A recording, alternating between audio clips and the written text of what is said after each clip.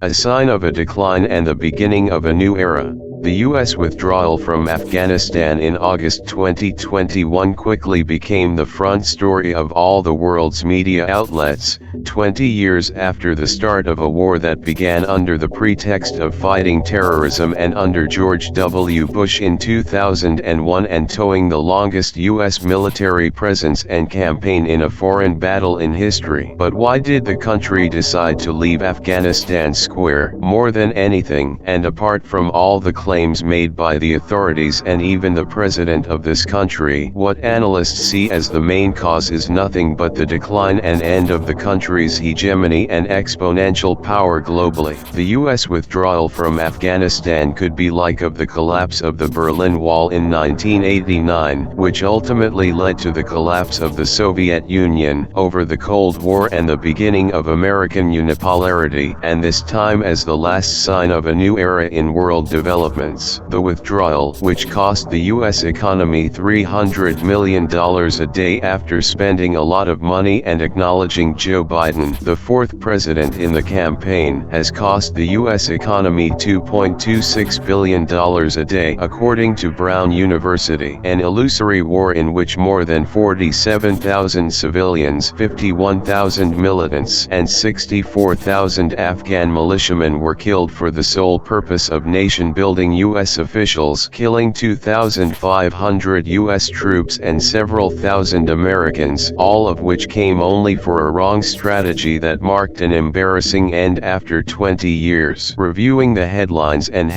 of the world's media further recalls the decline and developments facing the post-American world. The headline in the Jerusalem Post article, "The American Empire is Ready to End." Guardian Weekly, "The End of the American Century." The Week, "America's Retreat and the End of an Era." These headlines continue to the point that former U.S. President Donald Trump also described it as an absolute humiliation of America.